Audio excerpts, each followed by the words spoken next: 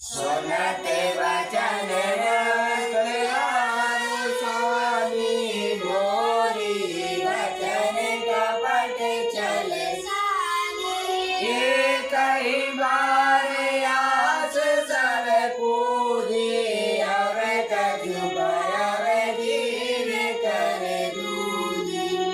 यह वचन सुनते ही मंत्रा को क्रोध वो आया और कपट छल से मिली हुई वाणी बोली। एक ही बार के कहने से सब आशा पूरी हो गई, क्योंकि तुमने कहा कि जीव उखड़वा दूंगी, तो अब दूसरी जीव बनाकर फिर कुछ कहूंगी। और योग कपार अभागा भलो करते दुख रो रहिया।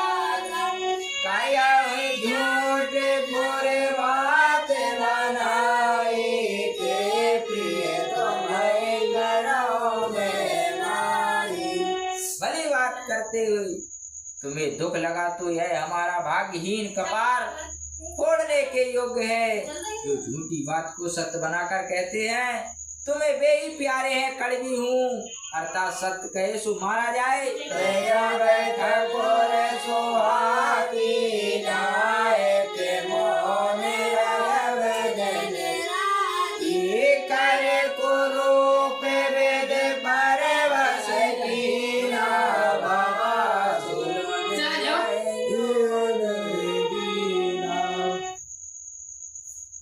हम भी अब से ठकुर सुहाती कहेंगे, वो तो दिन रात मौन रहेंगे, अथवा यह है कि आज के दिन मौन रहे, रात बीतने पर कल को राम जी राजा होंगे तो तुम्हारी ठकुरा ही न रहेगी, तो क्यों ठकुर सुहाती कहनी पड़ेगी। अब काने घोड़े के ऊपर कहती है, एक तो विधाता ने क्रूप करके परवश कर दिया है, जो बोया है वह काटा है, जो दिया है वही पाया है, जैसे कर्म किए हैं वे भोगने में आते हैं। रानी ने जेठे भाई का राजा होने को कहा, उस पर कहती है,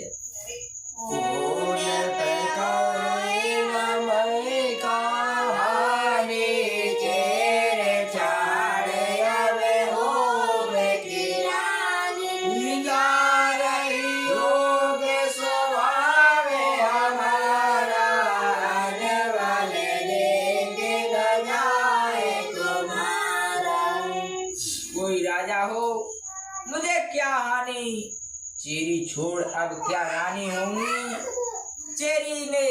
चेरी से नीच पदवी और दूसरी क्या होगी, जिससे मेरी हानि होगी। दूसरा भाव रानी ने, रानी से जो चेरी होने का है वह तो हानि मानती ही नहीं, मेरी क्या हानि है। हमारा स्वभाव जरा ये योग्य है, तुम्हारा अनबल देखा नहीं जाता, अर्थात जिसका अनबल हो और वह भला माने तो दूसरा काहे को जरे, इसका कारण हमारा स्वभाव जरा भी योग्य है।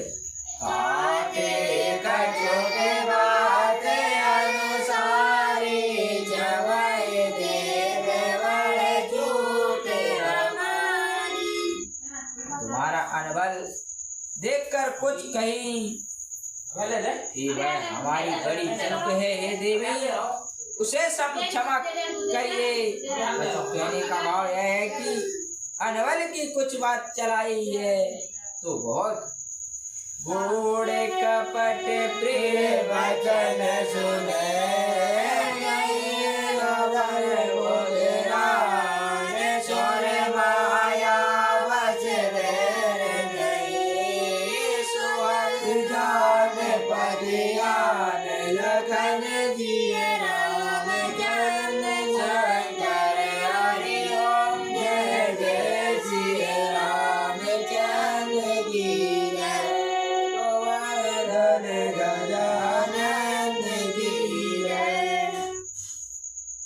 कपट भरे मीठे वचन सुन।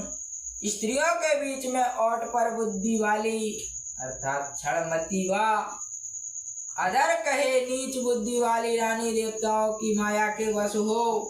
बैरनी जो मंत्र अर्थात सब सुखों का नाश करने वाली, उसे स्वाद सुख देने वाली जानकर पति आई। सादर बोले